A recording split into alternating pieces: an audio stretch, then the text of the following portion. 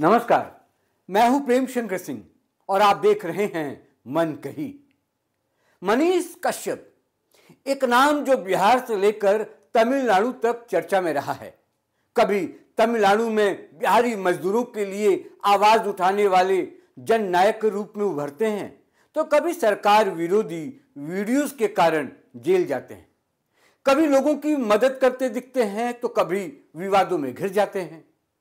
अब सवाल उठता है, क्या वो पत्रकार हैं, यूट्यूबर हैं या फिर भविष्य के नेता बनने की तैयारी कर रहे हैं।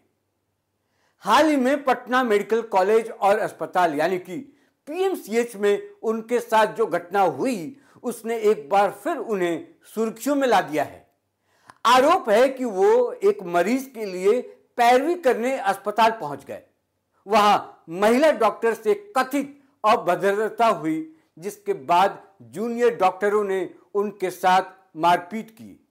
उन्हें लिखित माफी मांगने पर ही छोड़ा गया और बाद में अस्पताल में भर्ती भी कराना पड़ा। इस पूरी घटना ने बिहार की पत्रकारिता सिस्टम और खुद मनीष कश्यप के तौर तरीकों को कटघरे में खड़ा कर दिया है।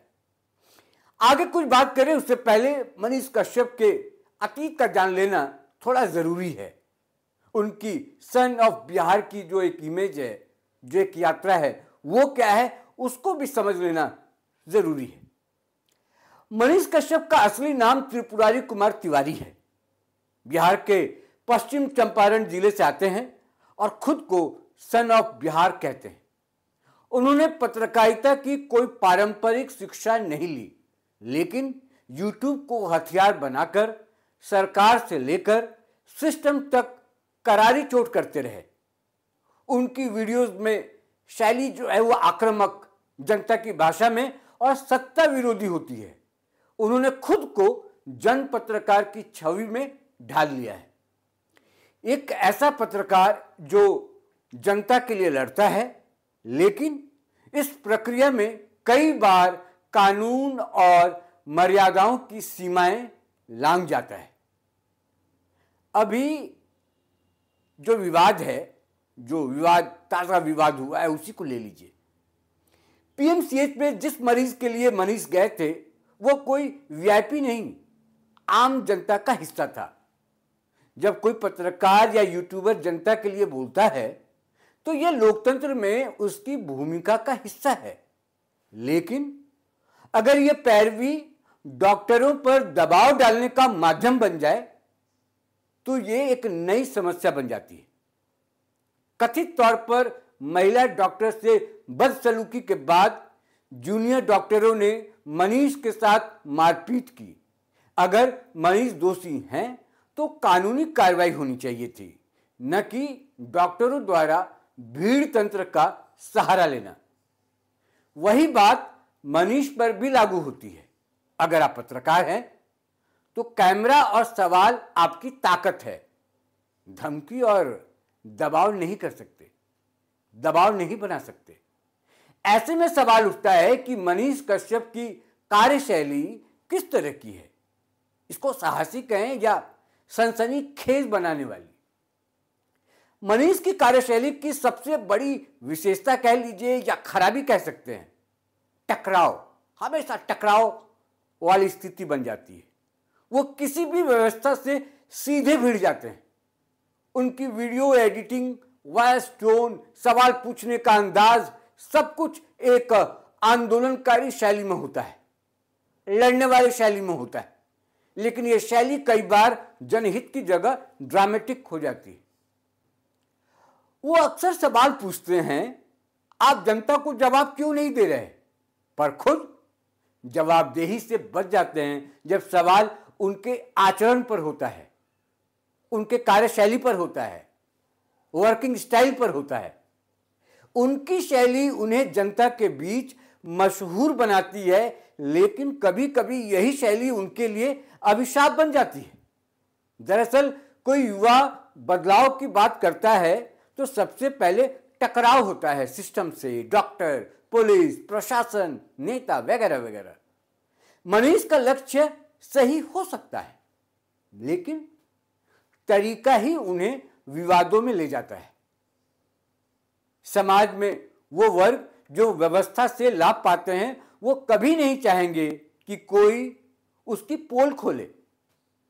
लेकिन ये भी सच है कि अगर मनीष गलत तरीकों से लड़ेंगे तो सिस्टम के लिए उन्हें बदनाम करना आसान हो जाएगा। मनीष को अपने में क्या बदलाव लाने की जरूरत है, इसके लिए भी उनको सोचना होगा।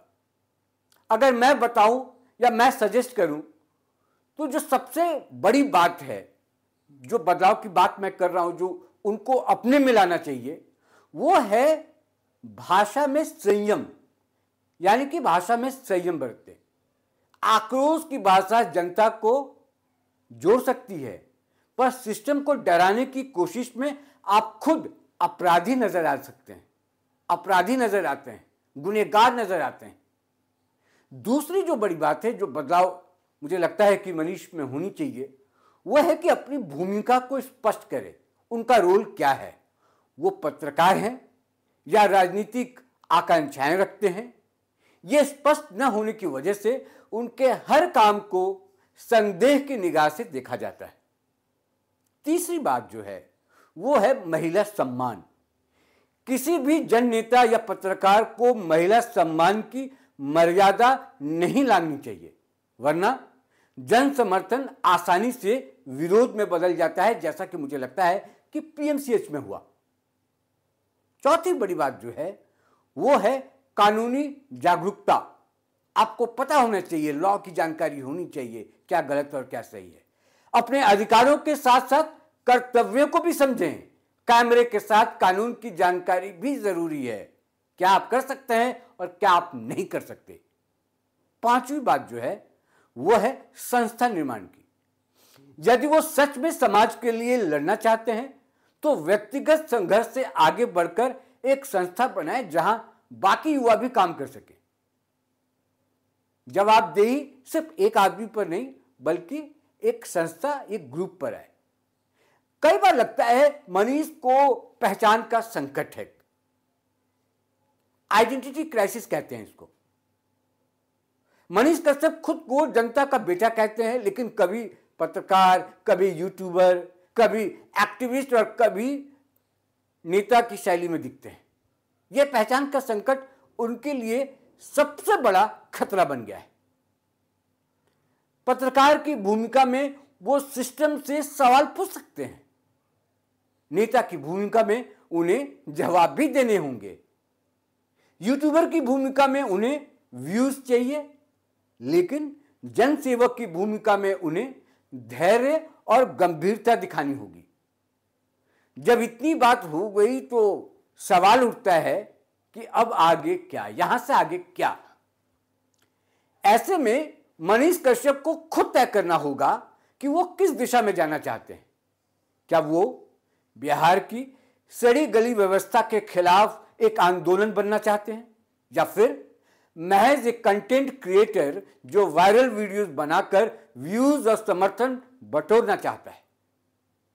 उन्हें यह भी समझना होगा कि हर बार टकराव की रणनीति नहीं चलती।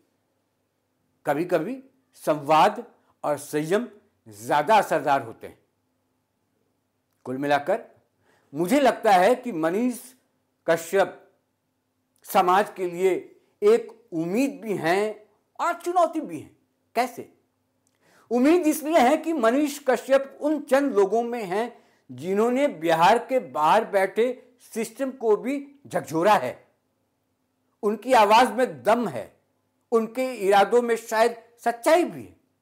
लेकिन चुनौती इसलिए है कि राह जरा कठिन है और उसमें संयम, रणनीति और स्पष्ट दिशा की जरूरत है।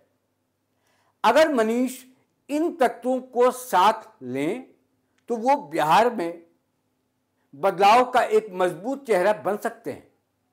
लेकिन अगर वो यूं ही हर मोर्चे पर टकराते दिखेंगे, टकराते हुए नजर आएंगे, तो खुद ही वो बर्बाद कर लेंगे अपने आप को, और शायद वही लोग जीत जाएंगे जिससे वो लड़ना चाहते हैं। आज इस वीडियो में इतना ही, लेकिन मनीष कश्यप के बारे में आप क्या सोचते हैं कमेंट बॉक्स में जाकर ज़रूर बताएं और अपनी राय साझा करें। नमस्कार।